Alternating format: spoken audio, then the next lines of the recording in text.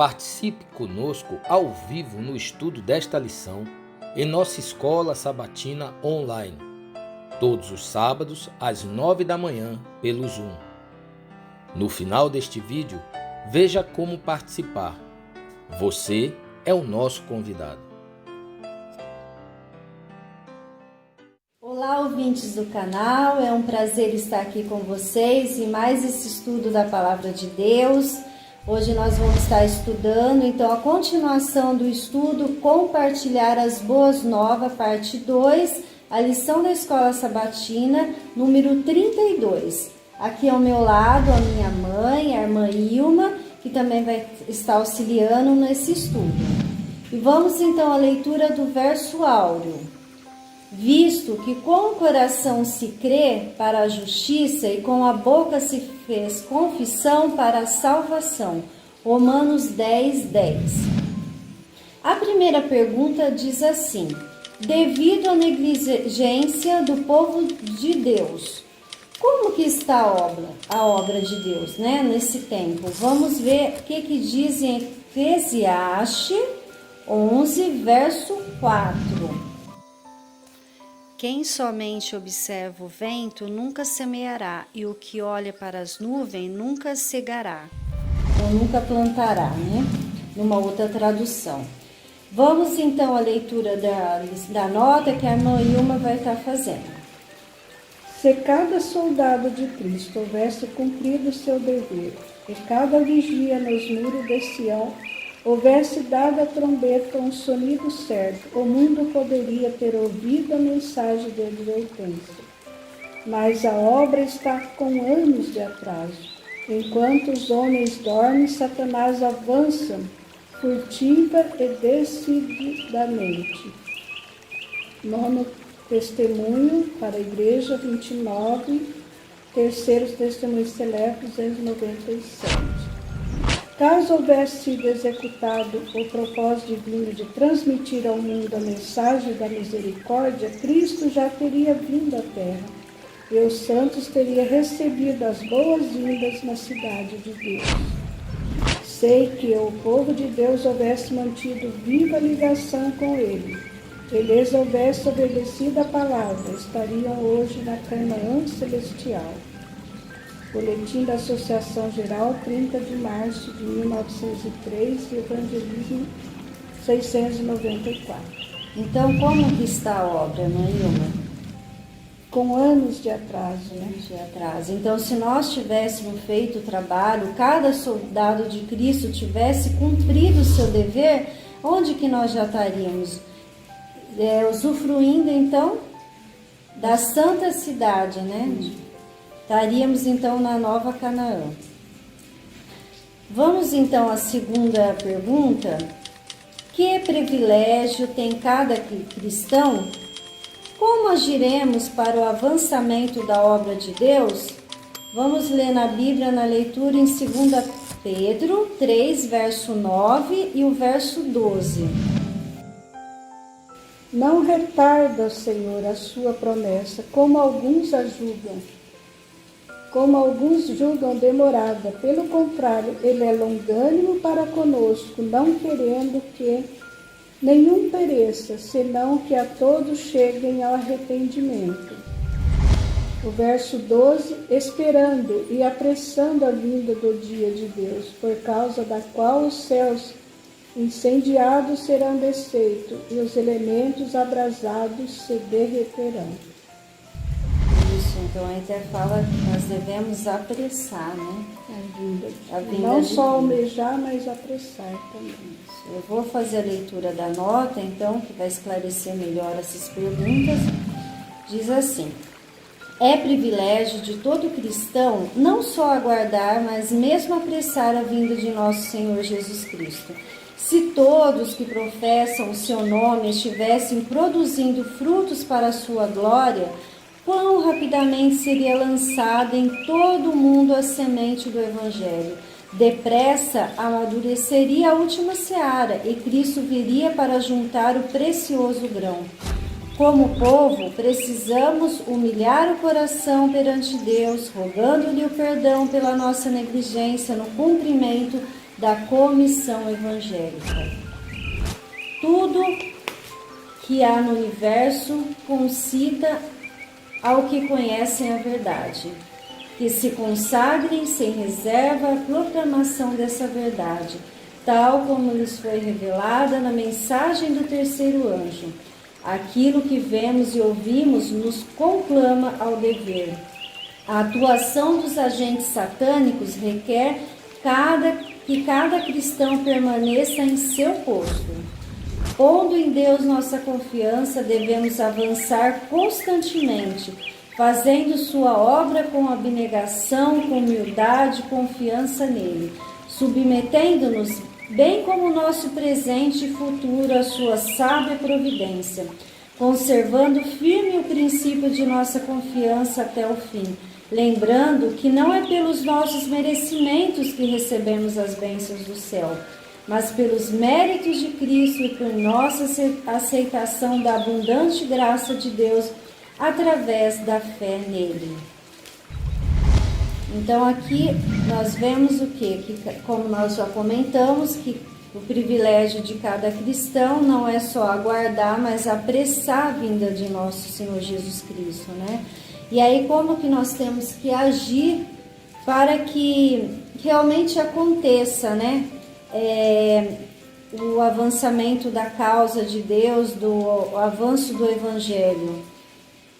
Fazer a nossa parte, né? Aqui fala, devemos humilhar o coração perante Deus, rogando-lhe o perdão pela nossa negligência no cumprimento da comissão evangélica.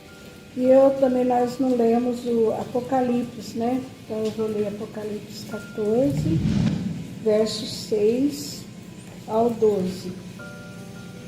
Vi outro anjo voando pelo meio do céu, tendo o evangelho eterno para pregar aos que se assentam sobre a terra, e cada nação, tribo, língua e povo, dizendo em grande voz: temei a Deus e dai-lhe glória, porque é chegada a hora do seu juízo. E adorai aquele que fez o céu, a terra, o mar e as fontes das águas. Seguiu-se outro anjo, o segundo, dizendo: caiu, caiu a grande Babilônia, e tem dado a beber a todas as nações do vinho da fúria da sua prostituição. Seguiu-se este outro anjo, o terceiro, dizendo em grande voz: se alguém adora a besta e a sua imagem, e recebe a marca na fronte ou sobre a mão, também este beberá do vinho da cólera de Deus, preparado sem mistura, do cálice de sua ira, e será atormentado com fogo e enxofre, diante dos santos anjos e na promessa do Cordeiro. A fumaça do seu tormento sobe pelo século dos séculos, e não tem descanso algum, nem de dia nem de noite, os adoradores da besta e da sua imagem, e quem quer que receba a marca do seu nome. Aqui está a perseverança dos santos, que guardam os mandamentos de Deus e a fé em Jesus. Então aqui a gente vê pela leitura da nota também que Satanás e seus anjos maus, eles não descansam, né, em nenhum momento. Então aí mais ainda que é necessário que cada cristão, cada soldado permaneça em seu posto, né, vigiando sempre. Isso, que nós nos consagremos sem reserva, né, a proclamação das verdades. Na terceira pergunta diz assim: o que é bom para os recém-conversos? Eu vou ler em Romanos 10, do 9 ao 11. Diz assim: se com a tua boca confessares Jesus como Senhor e em teu coração creres que Deus o ressuscitou dentre os mortos, serás salvo. Porque com o coração se crê para a justiça e com a boca se confessa a respeito da salvação. Porquanto a Escritura diz: todo aquele que nele crê não será confundido. A mãe Ilma pode fazer então a leitura dessa nota? Meu coração alegrou-se ao ver entre os conversos tantos moços e moças, com o coração enternecido e abrandado, pelo amor de Jesus, reconhecendo a boa obra operada por Deus em prol de sua salvação. Foi realmente uma ocasião preciosa. É essencial que esses recém-chegados à fé tenham o senso de sua obrigação para com Deus, que os chamou para o conhecimento da verdade e o encheu o coração de sua sagrada paz, para que exerçam uma influência santificadora sobre todos aqueles com quem se relacionam. Vós sois as minhas testemunhas, diz o Senhor. Isaías 43:10. E aqui está em Meditação Matinal 2009, Jesus Meu Modelo 252. Deixem que o coração seja atraído em amor pelas pessoas que perecem.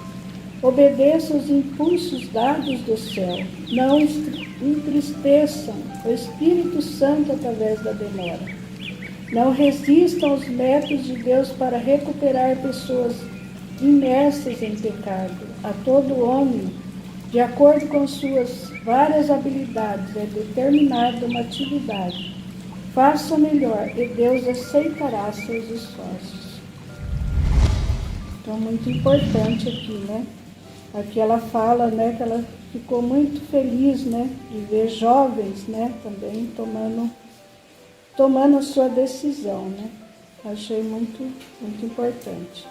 E que mostra aqui que cada um de nós aqui tem que ter o senso da obrigação para com Deus, né? E isso o que vai acontecer? Enche o coração de paz para os que exercem, né, uma influência santificadora, aqui fala sobre todos aqueles com quem se relacionam. E aí nós temos que deixar então que esse amor de Deus seja atraído em amor das pessoas que perecem.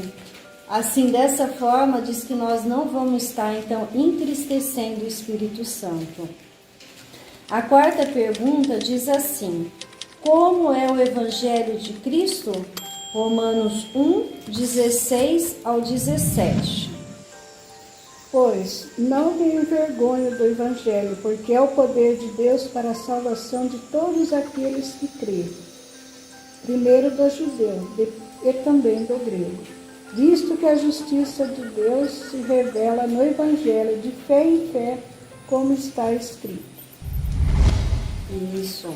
Então eu vou fazer a leitura da nota que diz assim: a cada um Deus confiou a obra de tornar conhecida a sua salvação ao mundo.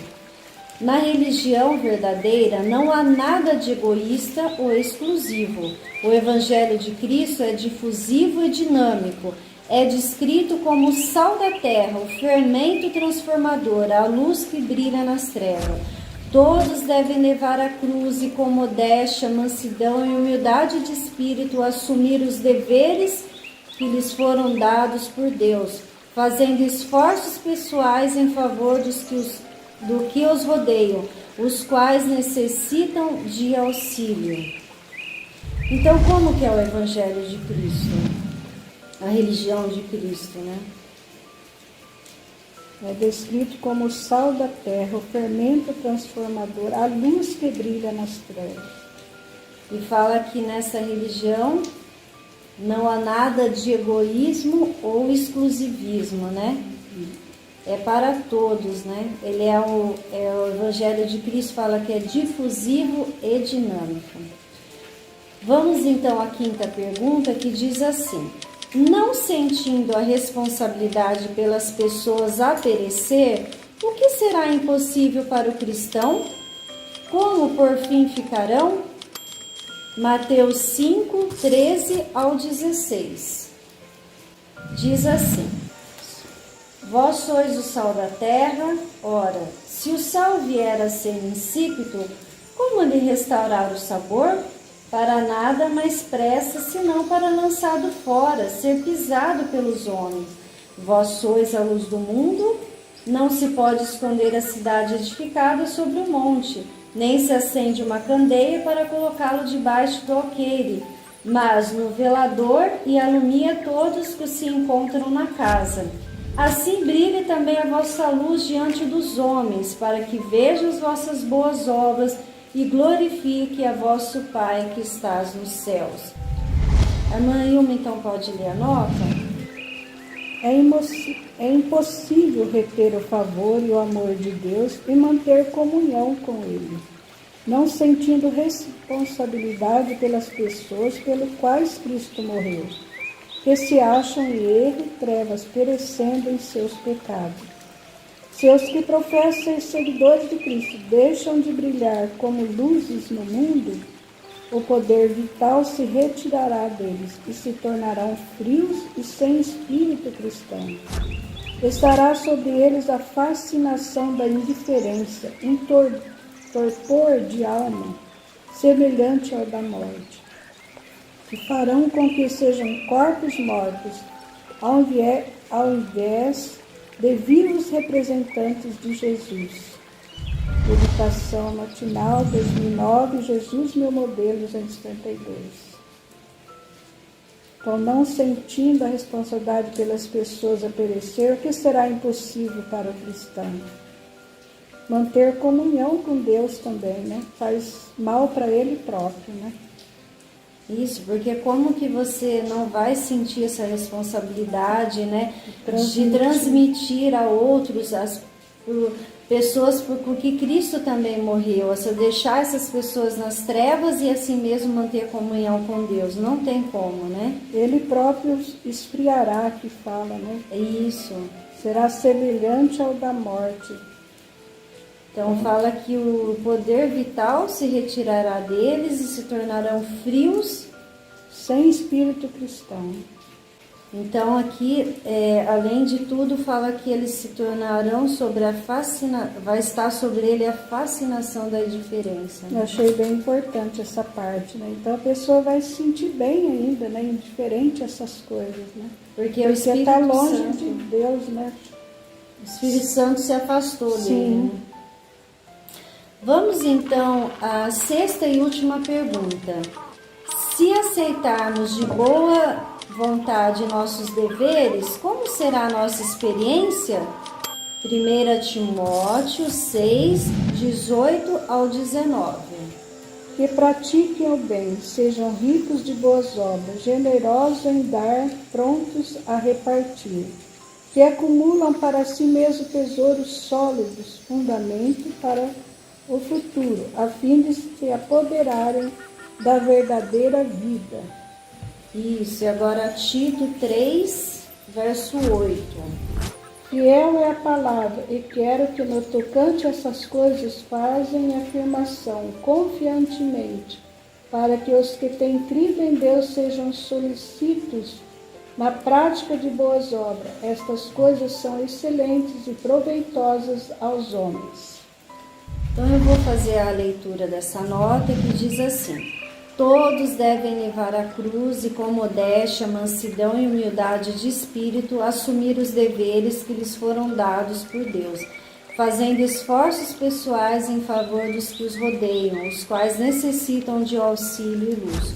Todos que aceitarem esses deveres terão preciosa e variedade de experiências. Seu próprio coração vibrará de fervor e serão fortalecidos e estimulados para renovados e perseverantes esforços a fim de desenvolver sua própria salvação com temor e tremor, porque Deus é quem neles efetua tanto querer como realizar segundo a sua boa vontade.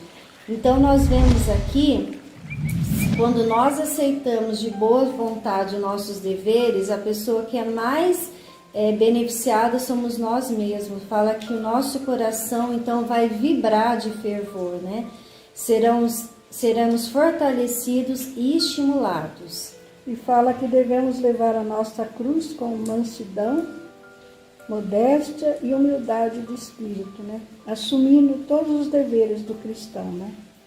Que é também levar essa mensagem a todos, né? Todos que nos rodeiam, levar essa luz. E assim chegamos ao final de mais uma lição, que possa ser de grande proveito para todos nós e que a paz de Deus esteja com todos. E não deixe de contribuir com o nosso trabalho, compartilhando nossos vídeos nas suas redes sociais. Que Deus abençoe a todos. Amém. Em nosso site vocês encontrarão estudos, notícias, dicas de saúde, além de todas as nossas lições. Participem conosco através da nossa página no Facebook e assistam todas as nossas lições através do YouTube. Você também pode participar ao vivo das lições da Escola Sabatina todos os sábados a partir das 9 da manhã pelo Zoom. Ligue ou mande uma mensagem para os números de WhatsApp que aparecem na tela e venha estudar conosco. Você é o nosso convidado.